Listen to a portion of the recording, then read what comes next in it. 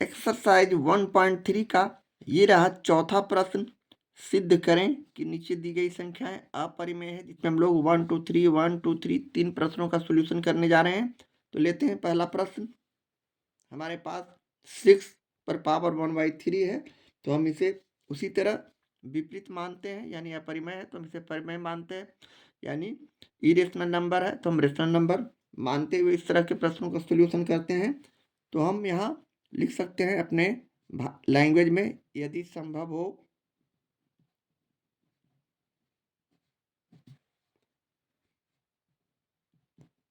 हो तो मान लिया कि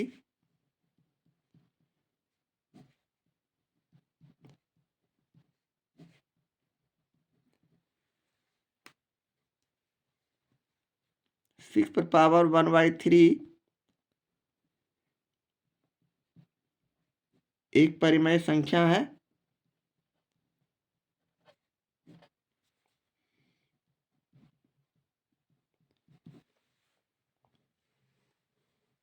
इस तरह परिमेय संख्या मानने के बाद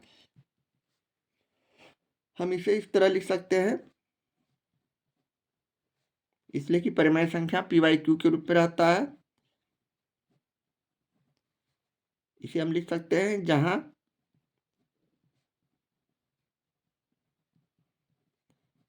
p और q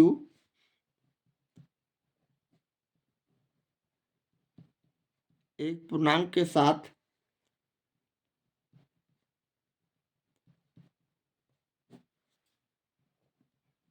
को प्राइम नंबर यानी सह अभाज्य संख्या है,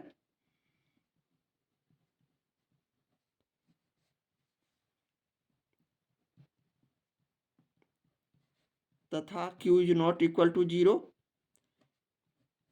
q का मान 0 नहीं है। इस तरह हम यहाँ लिख सकते हैं। अब हम यहाँ दोनों तरफ दोनों पक्ष का घन करते हैं, तो यहाँ हम लिखेंगे, यानी लेफ्ट हैंड साइड और राइट हैंड साइड दोनों का हम क्या करते हैं, घन करते हैं, इसलिए कि यहाँ घातांक के रूप में 1/3 दिया हुआ है, तो हम लिखेंगे दोनों पक्ष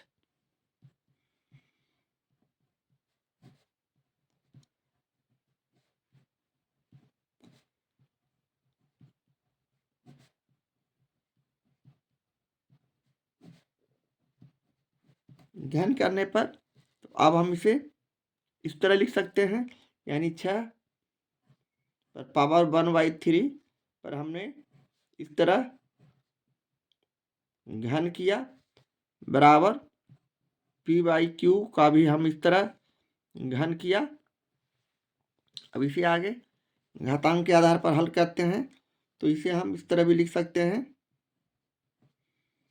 ये बाहर चला गया तो 1/3 और गुने 3, यहाँ 3 और 3 कट गया। इसे हम हल करते हैं तो PQ और QQ हो जाएंगे। इस तरह 6 पर घातांक 1 यानी 6 बराबर PQ QQ। इस तरह हमारे आए प्रश्न। इसे हम इस तरह भी लिख सकते हैं, तिरछा क्रॉस मल्टीप्लिकेशन करने के बाद, ब्रज गुणन करने के बाद यहाँ 1 है, तो इसे हम इस तरह भी लिख सकते हैं, यानी 6 q पर घातांक q इक्वल टू PQ, जिसे हम समीकरण 1 मानते हुए सॉल्यूशन को आगे बढ़ाते हैं। यहाँ लिखते हैं, यहाँ 6 PQ को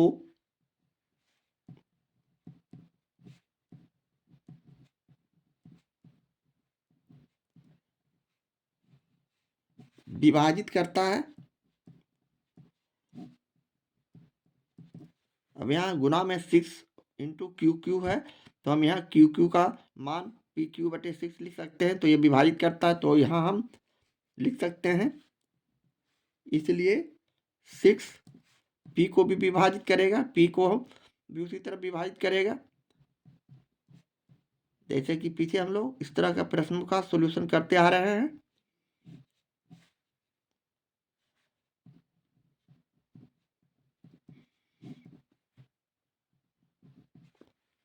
इस तरह अब हम पुनः मान लेते हैं।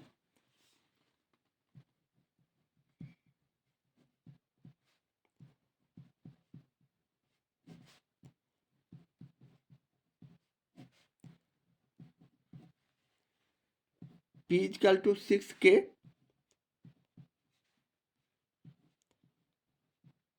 जहां K एक पूर्णांक है।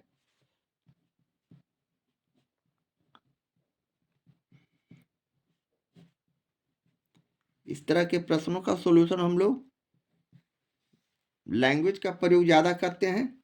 अब दोनों तरफ घन करने पर, यानी दोनों पक्ष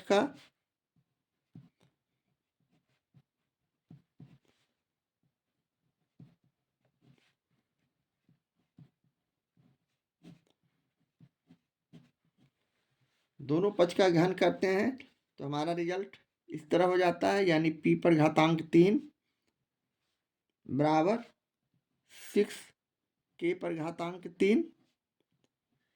अब इसे हम आगे हल करते हैं तो हम इसे इस तरह लिख सकते हैं, यानी PQ 6 को हम 3 बार गुणा किए, इसी तरह K को भी 3 बार गुणा किए।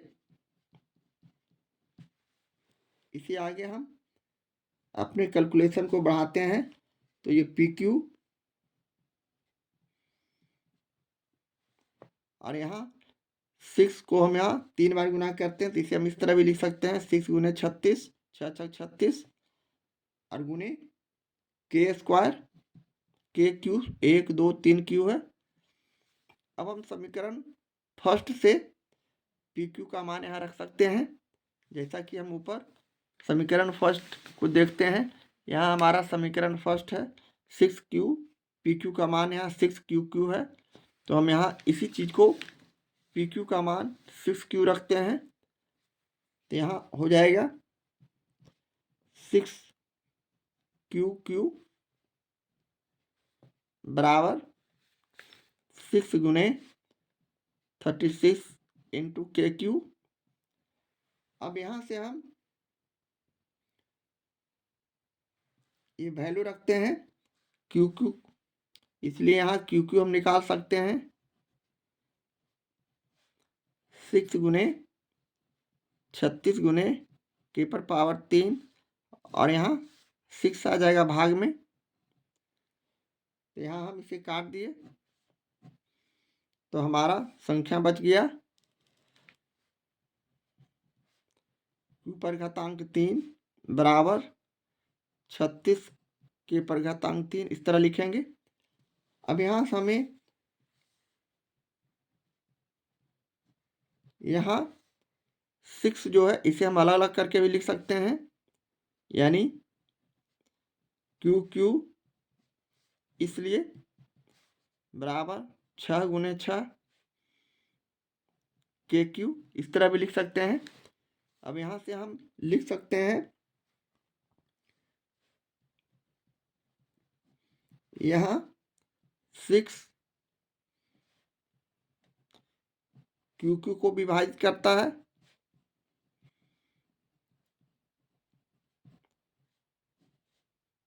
अब यहाँ 6 KQ हम लिखेंगे तो 6 इधर गुना में है, इधर आया तो भाग में हो जाएगा, तो विभाजित कर रहा है QQ को, तो उसी चीज़ को हम यहाँ इस तरह अपनी भाषा में लिखते हैं, 6 QQ को विभाजित करता है।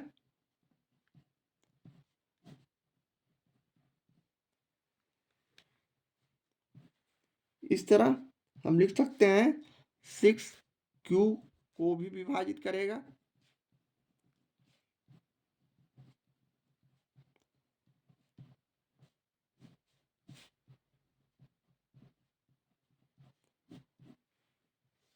इस तरह हम आगे यहाँ अपने लैंग्वेज को इस तरह लिख सकते हैं, यहाँ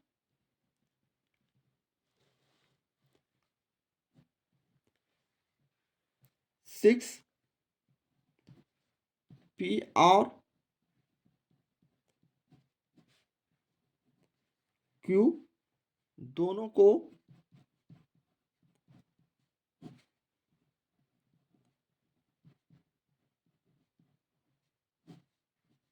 विभाजित करता है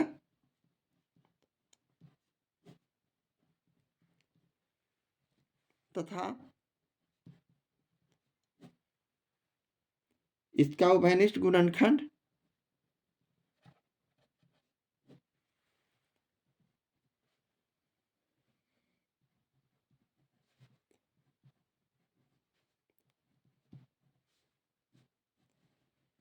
इसका उभयनिष्ठ गुणनखंड 6 है, जो कि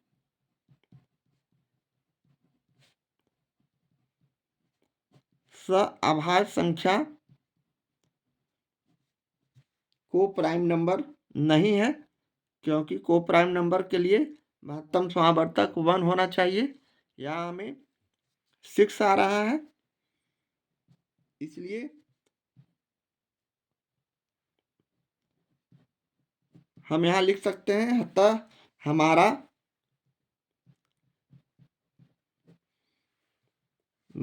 मानना हमारा परिमेय संख्या हमारा 6⁻⁴ को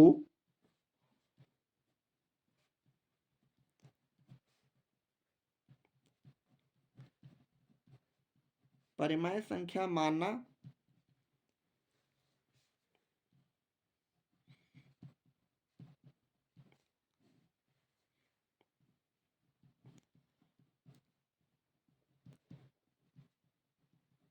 विरोधाभास उत्पन्न करता है।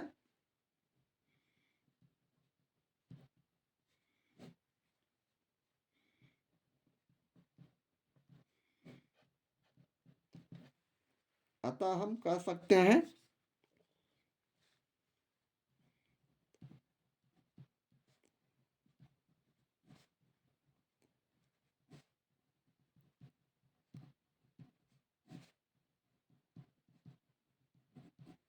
कि 6⁻⁴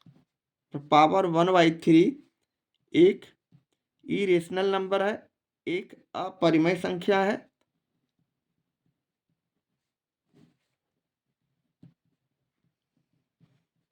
और यही हमें साबित करना था। इस तरह हम इस तरह के प्रश्नों का उसी तरह सॉल्यूशन करते हैं। प्रश्न 4 का ये रहा दूसरा प्रश्न। 3√3 को हमें दिखाना है, साबित करना है कि यह भी एक अपरिमेय संख्या यानी इरेशनल नंबर है। तो यहाँ चले उसी तरह हम इसका विपरीत मानते हैं, यदि संभव हो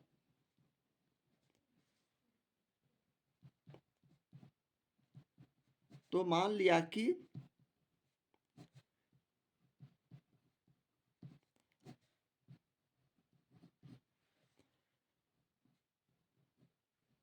√3 एक रेशनल नंबर है यानी परिमेय संख्या है।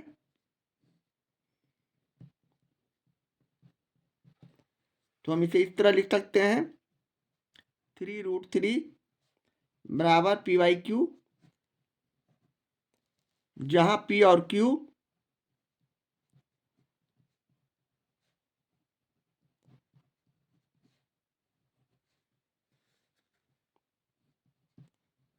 एक पूर्णांक और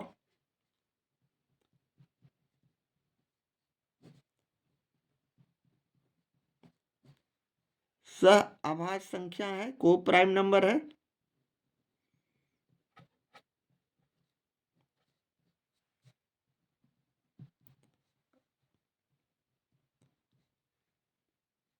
तथा q is not equal to 0। सअभाज्य संख्या जिसका महत्तम समावर्तक हमारा 1 होना चाहिए, 1 आना चाहिए, इसे हम को प्राइम नंबर कहते हैं। अब हम यहाँ से कैलकुलेशन को आगे बढ़ाते हैं, यानी 3 यहाँ गुणनफल के रूप में, गुणा के रूप में है, तो हम इसे इस तरह भी लिख सकते हैं, ये 3 गुने √3 दिया हुआ है, तो इसे √3 निकालेंगे तो ये 3 इधर चला आएगा राइट हैंड साइड में, और हमारा रिजल्ट इस तरह का कर देगा, यानी 3q। अब यहाँ हम ज़्यादा आगे बढ़ने से अच्छा है, हमारा रिजल्ट यहीं पर आ जा रहा है। यहाँ √3 एक अपरिमेय संख्या है, जबकि p/3q परिमेय संख्या है और पी बाई क्यू एक पूर्णांक भी है, तो हम यहाँ इस तरह लिख सकते हैं, यानी अपरिमेय संख्या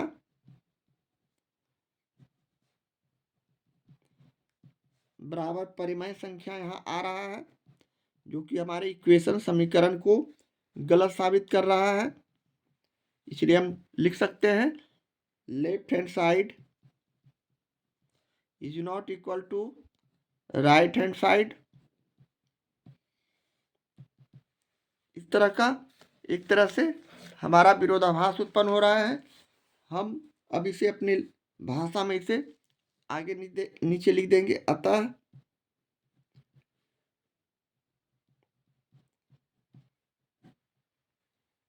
हमारा 3√3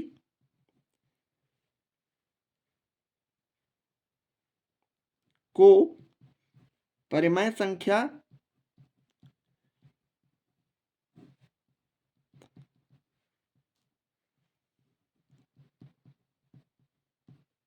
मानना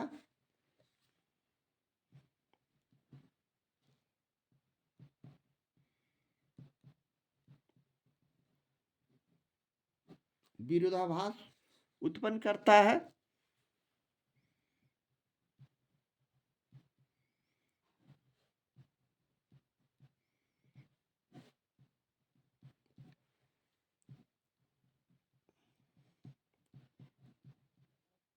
इसलिए हम कह सकते हैं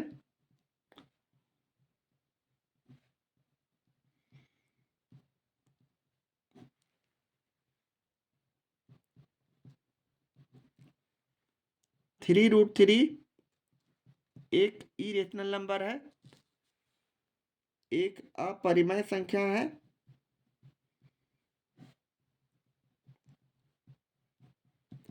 और ये हमें साबित करना था। इस तरह हम प्रश्न 4 के दूसरे प्रश्न का सॉल्यूशन करते हैं।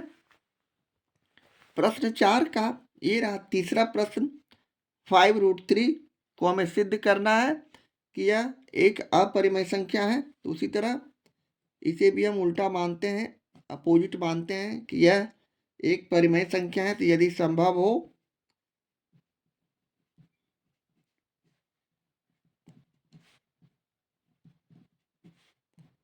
तो मान लिया कि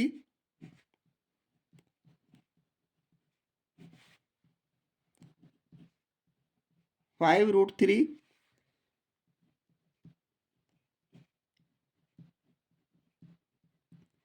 एक परिमेय संख्या है, इसलिए हम इसे 5√3 बराबर पी बाई क्यू के रूप में लिख सकते हैं, जहां पी और क्यू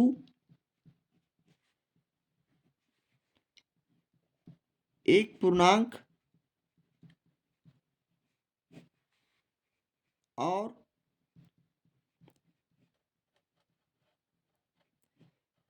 सहअभाज्य संख्या है।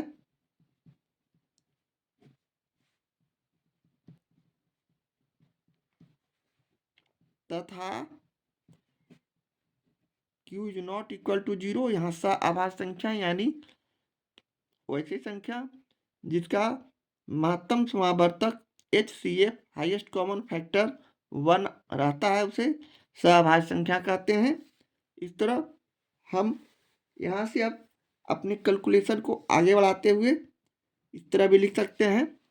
इसलिए √3 बराबर यहाँ गुना में है, तो हम इसे राइट हैंड साइड लाते हैं इक्वेशन के अनुसार, तो 3 5q हो जाएंगे। अब यहाँ √3 एक अपरिमेय संख्या है और p/5q एक परिमेय संख्या है। तो इस तरह का हमें ये हो रहा है संख्या इक्वेशन हमारा, यानी अपरिमेय संख्या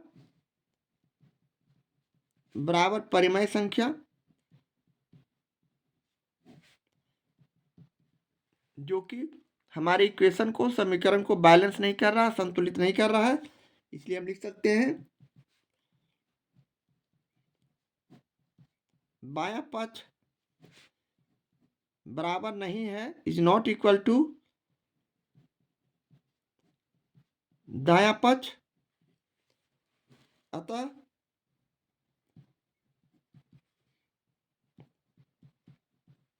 हमारा 5√3 को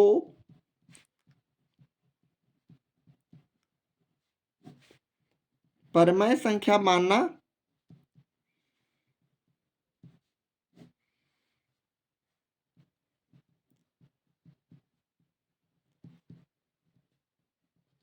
विरोधाभास उत्पन्न कर रहा है।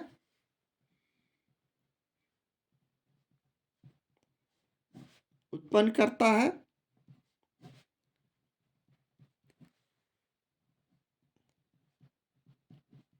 इसलिए हम कह सकते हैं कि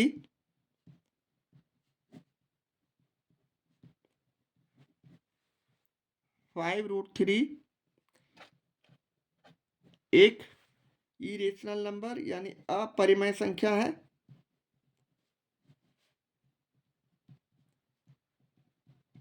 और यही हमें साबित करना था। इस तरह हम इस तरह के प्रश्नों का सॉल्यूशन सीधे अपरिमेय संख्या और परिमेय संख्या दिखाते हुए कर सकते हैं।